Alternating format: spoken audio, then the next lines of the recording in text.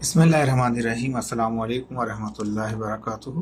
इस वक्त स्टडी कर रहे हैं इंटर फिज़िक्स और पहला चैप्टर है यानी कि चैप्टर नंबर 15 है हमारे पास। ये जो चैप्टर हमारे पास है इसका नाम मॉलिक्यूलर थ्योरी ऑफ गैसेस है हमारे पास, यानी कि गैसेस को स्टडी कर रहे हैं, लिक्विड को सॉलिड की स्टडी नहीं कर रहे हैं। हमने पहले आपको डिफाइन कर चुके हैं जो लॉ हैं गैसेस के, वो बॉयस लॉ भी डिफाइन कर चुके हैं, चार्ल्स लॉ भी है। आज हमारा जो टॉपिक है वो है एवोगाड्रो लॉ है। ठीक है, अब एक चीज़ याद रखिएगा आपके temperature, volume, pressure and number of मोल, ये चार चीज़ें ऐसी हैं जो किसी भी फार्मूले को ड्राइव करने के लिए इस्तेमाल की जाती हैं, या ये समझ लीजिए किसी भी फार्मूले को, किसी भी लॉ को डिफाइन करने के लिए इन चारों चीज़ों में से का होना ज़रूरी है वहाँ पे। यानी कि कोई कांस्टेंट होगा, कोई बढ़ेगा, कोई कम होगा, इस तरह से डिपेंड करता है। कोई डायरेक्टली प्रोपोर्शनल है, कोई इनवर्सली प्रोपोर्शनल। अब यहाँ जो हमारे पास टॉपिक है वो है हमारे पास एवोगाड्रो लॉ।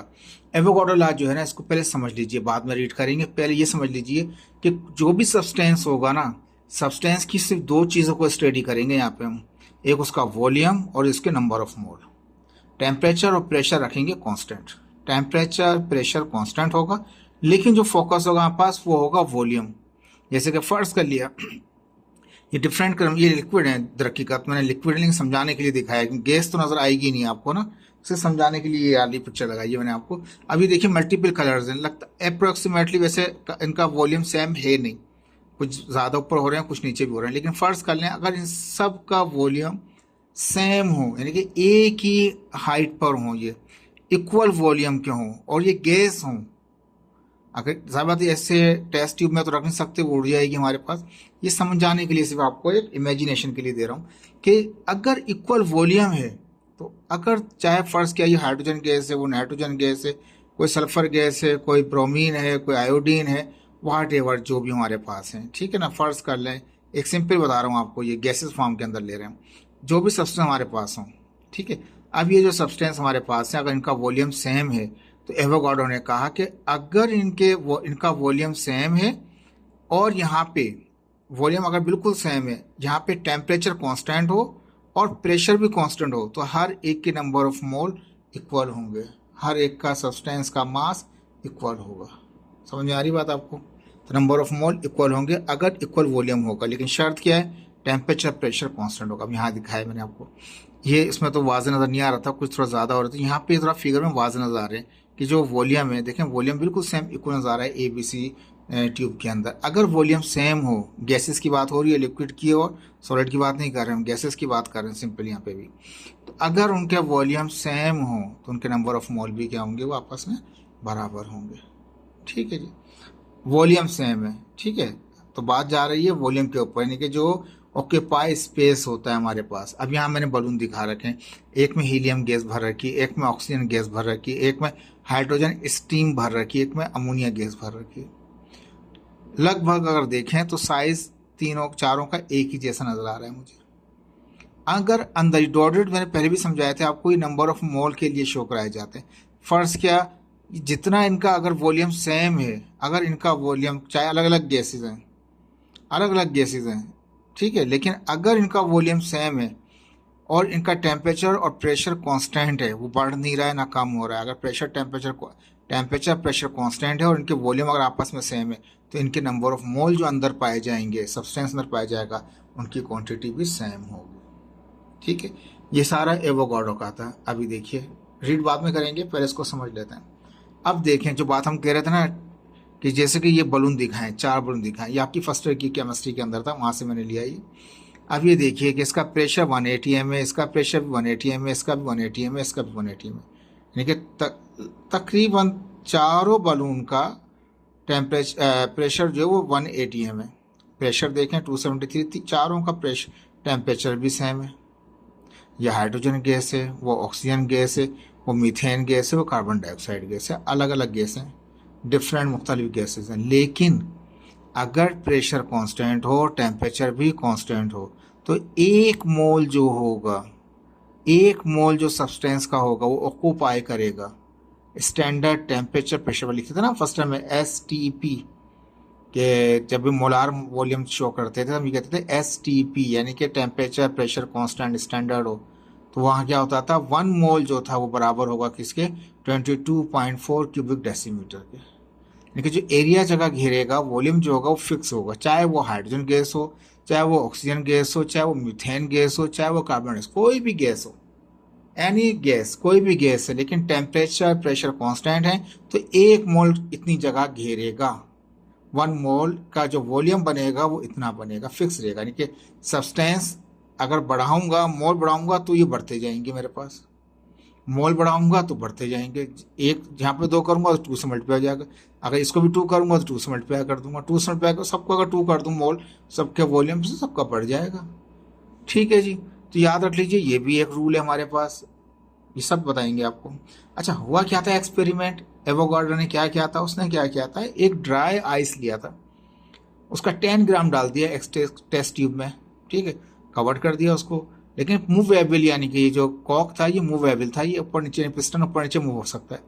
दूसरे वाले में 20 ग्राम उसने डाल दिया, ड्राई आइस डाल दी। ड्राई आइस ऐसा होता है जो नॉर्मल टेम्परेचर के ऊपर एकदम से गैस बन जाता है। तो अगर देखेंगे तो इसका वॉल्यूम इतना ही रहेगा, उसका वॉल्यूम बढ़ जाएगा, यानी कि साइज की वजह से बढ़ गया, वो ज़्यादा नंबर की क्वांटिटी की वजह से। अगर वॉल्यूम बढ़ाया, अगर आपने ग्राम, वही वाली बात है ना, नंबर ऑफ मोल क्या कह रहा हूँ मैं आपको, नंबर ऑफ मोल का मतलब वही है, mass divide by number of मोल निकालते हैं, mass divide by atomic weight या मॉलिक्यूलर वेट। तो ये आप निकाल लें उसका, 10 ग्राम के अंदर जितना होगा उसमें ज़्यादा हो जाएगा number of mole, number of मोल बढ़े तो वॉल्यूम भी बढ़ गया उसका। ये उसने एक्सपेरिमेंट किया था, वहाँ उसने कोशिश की कि इनका टेम्परेचर और इनका प्रेशर कांस्टेंट रहे, तब उसने ये लॉ आइडेंटिफाई किया था। ठीक है जी, तो इसी चीज़ में हमने पहले भी आपको स्टडी कराई है, अभी रीड बाद में करेंगे तो समझ लीजिए। मैंने कहा था कि हम इमेजिनेशन करते हैं, लास्ट लेक्चर जो सुनाए थे हमने आपको, चार्ल्स ला के, बॉयस ला के, जैसे इमेजिनेशन हैं। अब यहाँ देखें कि ये डॉट को हम ऐसे इमेजिनेशन करें नंबर ऑफ मोल से, सब्सटेंस की क्वान्टिटी से कर रहे हैं, लेकिन देखें ये इतने नहीं है जितने ज़्यादा यहाँ पे हुआ है। अगर हमने नंबर ऑफ मोल बढ़ाए तो क्या हुआ, वो उसका एरिया, उसका वॉल्यूम भी बढ़ गया। तो वॉल्यूम डिपेंड करता है नंबर ऑफ मोल पे सब्सटेंस, लेकिन स्टैंडर्ड टेम्परेचर और स्टैंडर्ड प्रेशर के ऊपर।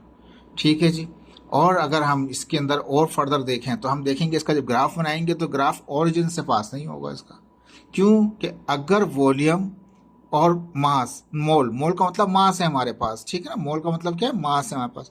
मैटर की डेफिनेशन क्या है कि वो सब्सटेंस जो मास रखे और जगह घेरे, वॉल्यूम, उसे मैटर कहते हैं। अगर वो 0 पे आ गया तो वॉल्यूम या मोल 0 पे का मतलब है वो मैटर ही नहीं है, एग्जिस्ट ही नहीं करता वो हमारे पास।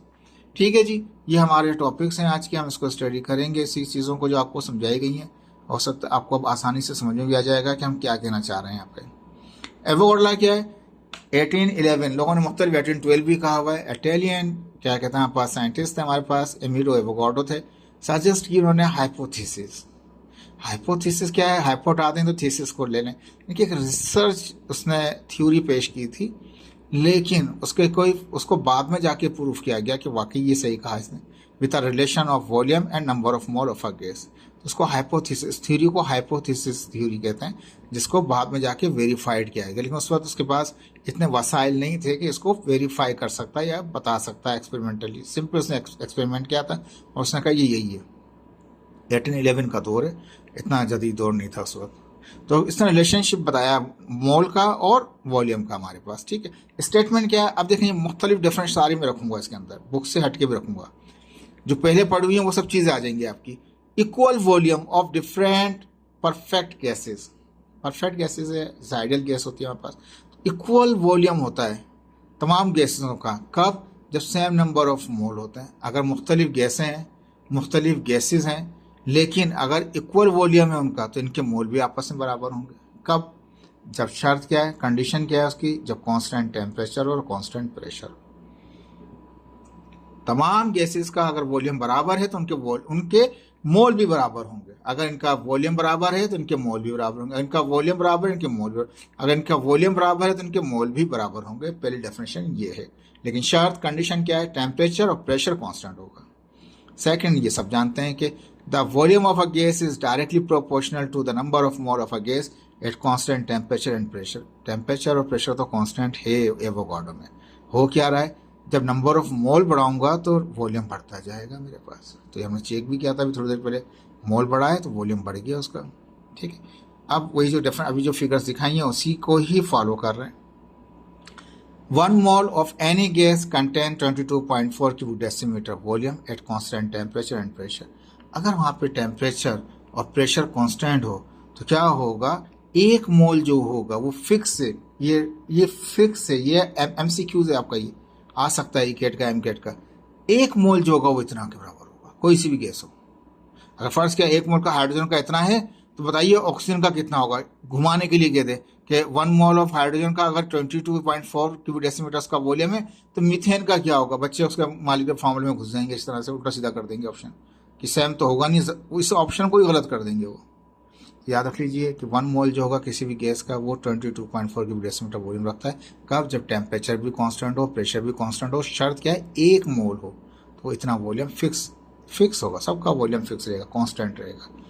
अच्छा, ये भी हम पढ़ चुके थे पहले भी, ये भी पहले पढ़ चुके थे। वॉल्यूम वाली वो बात हमने पढ़ी है। 1 mole of any substance contain 6.0 × 10⁻23 particles. Particle कह दिया यानी कि उसमें एटम भी आ गए, मॉलिक्यूल भी आ गए मेरे पास, आयन भी आ गए, सब आ जाएंगे मेरे पास। 1 मोल जो होगा किसी भी सबसे स्टैंडर्ड रखा हुआ है, 1 मोल कितना रखता है वो? 6.0 × 10⁻23 पार्टिकल रखता है, उसको एवोगाड्रो नंबर कहा जाता है। ठीक है जी, आसान है, बिल्कुल आसान है, कोई मुश्किल नहीं है आपके लिए। पढ़ा हुआ है आप लोगों ने, थोड़ा सा फिगर से हमने समझाने की कोशिश की है, हो सकता है होपफुल हूँ कि आपको अच्छा लगेगा। ये एवोगाड्रो लॉ के मुताबिक क्या होता है, वॉल्यूम प्रोपोर्शनल है नंबर ऑफ मोल के साथ, टेम्परेचर प्रेशर कांस्टेंट है। प्रोपोर्शनल रहेगा = 2 आ जाएगा। क्या लिख दिया मैंने? कांस्टेंट लिख दिया। प्रोपोर्शनल बैठता है, कांस्टेंट आता है, एन मल्टीप्लाई करा, एन डिवाइड कर देगा, तो V/N कांस्टेंट रहेगा हमारे पास, where V is a volume, N is the number of mole. ठीक है, अब याद रख लीजिए कि ये जो रेशो होगा ये कांस्टेंट रहेगा, कुछ भी बढ़ता रहे। चाहे वॉल्यूम बढ़ाओगे, नंबर ऑफ मोल बढ़ाओगे तो वॉल्यूम बढ़ जाएगा। डिवाइड करके चेक कर लो, जैसे लास्ट लेक्चर में 4 से बनाया, 4 वो भी बना सकते हो आप। तो V/N कुछ भी वैल्यू बढ़ती जाएंगी, मोल बढ़ाते जाएंगे, वॉल्यूम बढ़ता रहेगा। डिवाइड करोगे सेम रहेगा, कांस्टेंट रहेगा हर पॉइंट पे। ठीक है, वो डेफिनेशन मैंने बनाई नहीं, आप भी बना सकते हैं कि हर पॉइंट के ऊपर ये रेशो फिक्स रहता है। किसके अंदर? एवोगाड्रो के अंदर, जब टेम्परेचर प्रेशर कांस्टेंट होते हैं। एक डेफिनेशन ये भी बन सकती है आपकी। एक्सपेरिमेंट क्या था यहाँ बताया था, अमीडो एवोगाड्रो ने लिया था, two test tube, 2 tube step ली थी हमारे पास। 1 कैरेट 10 ग्राम था, दूसरे आइस, ड्राई आइस था, दूसरे वाले में 20 ग्राम था हमारे पास था। आइस कन्वर्ट हो जाता नॉर्मल टेम्परेचर के ऊपर गैस के अंदर। ही सा उसने क्या देखा, 20 ग्राम वाले का डबल वॉल्यूम था किसके मुकाबले में, because the at constant of temperature and pressure, temperature pressure constant, तो क्या हुआ, एकदम से प्रेशर उसका ज्यादा हो गया, डबल हो गया, प्रेशर सॉरी वॉल्यूम क्या हो गया, डबल हो गया उसका। ये एक्सपेरिमेंट क्या था अमीडो एवोगाड्रो ने। ठीक है, हमने कंसीडर कर लिया, हमारा कंटेनर है, वॉल्यूम V है, इसका नंबर ऑफ मोल N है। अगर नंबर ऑफ मोल इसके N2 कर दें, बढ़ा दें, तो वॉल्यूम भी इसका क्या होगा, बढ़ जाएगा। तो कंसीडर कर लिया cylinder with volume V1, number of mole N1 है, इसके पहला फिगर आ गया। Now increase the number of mole to N2, number of mole N1 से N2 कर दिए, बढ़ा दिए। Then volume will be increase, volume बढ़ेगा, कम नहीं होगा। कब? V2 पे पहुंच जाएगा, लेकिन at constant temperature and pressure, temperature pressure constant रहना चाहिए अमीडो एवोगाड्रो के लिए। इनिशियल स्टेज में क्या है, V1 हम जानते हैं कि वो V/N बराबर होता है कांस्टेंट के ऊपर पढ़ के हैं अभी हम। तो क्या होगा, रेशो होता है ये हमारे पास, तो वॉल्यूम को डिवाइड करते हैं नंबर ऑफ मोल से। इनिशियल है स्टेज है तो V1/N1 है, फाइनल स्टेज है तो V2/N2। अगर ये कांस्टेंट आपस में बराबर, राइट साइड बराबर है तो लेफ्ट साइड बराबर होगी उनकी। पहले भी ये पढ़ के आ चुके हैं, V1/N1 बराबर है V2/N2। यानी कि अगर इसको डिवाइड करूँ वॉल्यूम को N1 से, फर्ज कर लें, एक स्टैंडर्ड फर्ज कर लें, कोई भी केस है जिसका वॉल्यूम हमारे पास 10 क्यूबिक डेसीमीटर है, नंबर ऑफ मोल उसके जो है वहाँ पे फर्ज कर लिए 2 हैं, तो 10 को डिवाइड करेंगे 2 से तो क्या आएगा, 5 आ जाएगा। ठीक है जी, अब ये 2 मोल थे, हमने क्या किया, 2 मोल से ज़्यादा कर दिए, 2 मोल से हमने कर दिया इसको 4 कर दिया, तो वॉल्यूम क्या हो जाएगा उसका, 10 से कितना हो जाएगा, 20 हो जाएगा। 20 को डिवाइड करो 4 से, ठीक है ना। ये 2 पहले क्या आया था हमारे पास, 10 था, 10 को डिवाइड किया 2 से तो 5 आ गया था। तो अब हमने 2 से आगे बढ़ा के इसको 4 कर दिया, 4 किया तो वो 10 से 20 क्यूबिक डेसीमीटर हो गया, डबल हो गया ना, डबल मोल के डबल वॉल्यूम हो गया। 20 को डिवाइड करें 4 से तो क्या आएगा, 5 आ जाएगा। यहाँ भी रेशो 5 था, यहाँ भी रेशो 5 है, यानी कि V1/N1, V2/N2, V3/N3, V5/N5, कुछ भी ले लो आप, किसी भी स्टेज में ले लो, लेकिन टेम्परेचर प्रेशर कांस्टेंट होना चाहिए। तो क्या होगा, वो रेशो सेम ही रहेगा, जो पहले में आया है वो हर स्टेज में आएगा आपके पास। ये डेफिनेशन मैंने बनाई नहीं, चाहे तो आप खुद बना के लिख सकते हैं, इसको मैंने पिछले लेक्चर के अंदर बना के दिखाया था, किस तरह से लिखा था मैंने। ठीक है, समझ में आ गया होपफुली आपको कि ये चेंज नहीं होगा, रेशो सेम रहेगा। ये रेशो भी सेम रहेगा, बढ़ता रहेगा नंबर ऑफ मोल तो वॉल्यूम भी बढ़ता रहेगा। जो डिवाइड करके निकालेंगे, इनको डिवाइड कर लो, जो आंसर आएगा वो जो इनको डिवाइड कर लो, आंसर दोनों के सेम रहेंगे। V3/N3 को V3 को N3 से डिवाइड कर लो, जो आंसर आएगा तीनों के आंसर सेम रहेंगे। ठीक है जी, ये रेशो फिक्स रहता है, रेशो चेंज नहीं हो रहा था, रेशो सेम ही रहता है। एवोगाड्रो ग्राफ क्या हमारे पास है, तो कहता है वॉल्यूम का है और किसके साथ है, नंबर ऑफ मोल के साथ है। अब दोनों इसेंशियल चीज़ें हैं। मैटर की डेफिनेशन ही ये है कि वो सब मैटर उसी को कहते हैं जो मास रखता हो, मोल का मतलब है मास है, मास रखता हो और जगह घेरता हो, ऑक्यूपाई स्पेस करता हो, यानी वॉल्यूम रखता हो, तो उसको हम मैटर कहते हैं। अगर वॉल्यूम नहीं होगा तो वो मैटर ही निकलेगा, अगर मोल नहीं होंगे, मास नहीं होगा तो भी वो मैटर निकलेगा। दोनों इसेंशियल है, दोनों लाजमी, इसलिए ओरिजिन से पास नहीं होगा, याद रख लीजिए। तो यहाँ पे हमने बताया कि रेशो क्या था, V/N बराबर था V/N बराबर है कांस्टेंट के, ठीक है। N डिवाइड कर एंड मल्टीप्लाई कर देगा। अब हम जानते हैं स्लोप की डेफिनेशन क्या होती है, y=mx होता है। y जो होता है वर्टिकल होता है, वर्टिकल क्या है, वॉल्यूम है हमारे पास। m जो है वो कांस्टेंट हमारे पास है, ठीक है ना, m को आगे लिख दिया कांस्टेंट है।